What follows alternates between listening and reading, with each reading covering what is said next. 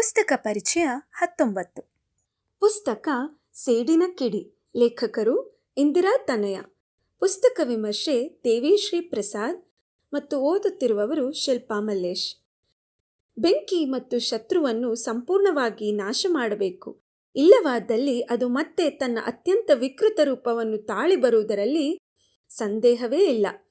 ಪೆಟ್ಟು ತಿಂದ ಹಾವು ತನ್ನ ಸೇಡನ್ನು ತೀರಿಸಿಕೊಳ್ಳುವವರೆಗೆ ಶಾಂತವಾಗುವುದಿಲ್ಲವಂತೆ. ಅದೇ ರೀತಿಯೇ ಸಭಾಪತಿಯಿಂದ ಮಾನ ಮತ್ತು ಶಕ್ತಿಯನ್ನು ಕಳೆದುಕೊಂಡ ಭದ್ರಯ್ಯನು ಸೇಡನ್ನು ತೀರಿಸಿಕೊಳ್ಳುವ ಸಲುವಾಗಿ ಕಾಯುತ್ತಾ ತನ್ನ ಬಲಹೀನತೆಯನ್ನು ತೊರೆದು ಬಲವನ್ನು ವೃದ್ಧಿಪಡಿಸಿಕೊಳ್ಳಲು ತಯಾರಿ ನಡೆಸುತ್ತಿದ್ದ. ಹುಲಿ ಅಡಗಿರುವುದನ್ನು ಕಂಡು ಹುಲಿ ಹೆದರಿತ್ತೆಂದು ತಪ್ಪು ನಿರ್ಧಾರಕ್ಕೆ ಬರಬಾರದು. ಹುಲಿ ಅಡಗುವುದೇ ಎಗರಲು. ಅಂತೆಯೇ ಶತ್ರುವು ಅವಮಾನಿತನಾದಾಗ ಅವನ ಹಿಂಜರಿಕೆಯನ್ನು ಕಂಡು ಅವನು ಸೋತೋದ ಎಂದು ಭಾವಿಸಿದರೆ ಅವನಿಂದ ಮತ್ತೆ ಅಪಾಯ ಕಟ್ಟಿಟ್ಟ ಬುತ್ತಿ. ಭದ್ರಯ್ಯನು ಸಭಾಪತಿಯಿಂದ ತನ್ನ ಶಕ್ತಿಯನ್ನು ಕಳೆದುಕೊಂಡಾಗ ಸಭಾಪತಿಯವರು ಅವನ ಮೇಲೆ ಮರುಕಗೊಂಡು ದಯೆಯಿಂದ ಬಿಟ್ಟು ಬಿಡುತ್ತಾರೆ. ಅದೇ ಅವರು ಮಾಡಿದ ದೊಡ್ಡ ತಪ್ಪು. ಅವನು ಯಾರಿಂದಲೂ ನಾಶ ಮಾಡಲು ಸಾಧ್ಯವಾಗದಂತಹ ಶ್ರೀಚಕ್ರ ಶಕ್ತಿಯನ್ನು ಆರಾಧಿಸಿ ಆ ಶಕ್ತಿಯನ್ನು ಪಡೆದು ಸೇಡಿನ ಹಾವಾಗಿ ಹೆಡೆ ಎತ್ತಿ ಸಭಾಪತಿಯಲ್ಲಿಗೆ ಬರುತ್ತಾನೆ. ರುಕ್ಕುವಿಗೆ ವೆಂಕಮ್ಮನೆಂಬುವರ ಮಗ ಶ್ರೀಕಂಠಯ್ಯನೊಡನೆ ಗಣಪತಿಯ ಅನುಗ್ರಹದಿಂದ ವಿವಾಹ ನೆರವೇರಿತು. ರುಕ್ಕುವು ಕಾಲಿಟ್ಟ ಘಳಿಗೆ ಸೌಭಾಗ್ಯ ದೇವತೆಯು ಬಾಗಿಲಿನಿಂದ ಒಳಹೊಕ್ಕು ವೆಂಕಟಮ್ಮನ ಕುಟುಂಬದ ದಾರಿದ್ರ್ಯವನ್ನು ದೂರ ಮಾಡಿದಳು.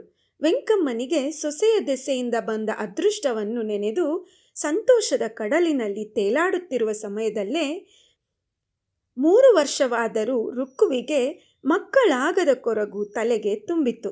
ಆದರೂ ಗೃಹಲಕ್ಷ್ಮಿಯನ್ನು ನೋಯಿಸಬಾರದೆಂದು ವೆಂಕಮ್ಮನು ಒಳ್ಳೆಯತನವನ್ನು ತೋರ್ಪಡಿಸಿದಳು. ಸುದರ್ಶನಯ್ಯಂಗಾರರ 2ನೇ ಪತ್ನಿಯಾದ ಅಲಮೇಲಿಗೂ ಮಕ್ಕಳಾಗದ ಕಾರಣ ಅವರ ಮೊದಲ ಪತ್ನಿ ವೈದೇಹಿಯು ಕೊರಗಿದಾಗ ಬಾಲಕೃಷ್ಣನ ಪೂಜೆಯನ್ನು ಮಾಡುವಂತೆ ಸೌಭಾಗ್ಯಮ್ಮನವರು ಪ್ರೇರೇಪಿಸುತ್ತಾರೆ. ಅವರ ಭಕ್ತಿ ಮತ್ತು ಪೂಜಾಶಕ್ತಿಯು ಅಪಾರ. ಕೃಷ್ಣನ ಅನುಗ್ರಹ ಸಂಪೂರ್ಣ ವೈದೇಹಮ್ಮನವರಿಗೆ ದೊರೆತು ಅಲಮೇಲು ಗರ್ಭವತಿಯಾಗಿ ನಲಿದಳು. ಹೀಗೆಯೇ ವೈದೇಹಮ್ಮನವರು ಕೃಷ್ಣನ ಅನುಗ್ರಹದಿಂದ ಮಠದ ಸ್ವಾಮೀಜಿಯವರನ್ನು ಪ್ರಾಣಾಪಾಯದಿಂದ ಕಾಪಾಡಿದರು. ಹೀಗೆಯೇ ದಿನಗಳು ಸಾಗುತ್ತಿರಲು ಪೆಟ್ಟು ತಿಂದು ಹೆಡೆ ಎತ್ತಿದ ನಾಗರಹಾವು ಭದ್ರಯ್ಯ ಸಭಾಪತಿಯವರ ಮನೆಯನ್ನು ಹೊಕ್ಕಿತು. ವೈದೇಹಮ್ಮನವರ ಆಸೆಯಂತೆ ಕೃಷ್ಣನು ಅಲಮೇಲಿನ ಮುಖಾಂತರ ಅವರ ಮನೆಗೆ ಬಂದನೆ. ಭದ್ರಯ್ಯನ ಬಗ್ಗೆ ಅಲ್ಪ ಸ್ವಲ್ಪ ಸಂಶಯವಿದ್ದ ಸಭಾಪತಿಗಳು ತಾವು ಆತ್ಮಶಕ್ತಿಯ ಸಾಧನೆಯನ್ನು ಪಡೆದರೆ ರುಕ್ಕುವಿನ ಸ್ಥಿತಿ ಏನಾಯಿತು? ಇವರೆಲ್ಲರ ಕಷ್ಟವನ್ನು ಬಗೆಹರಿಸಿದರೆ ಯಾರಿಂದ?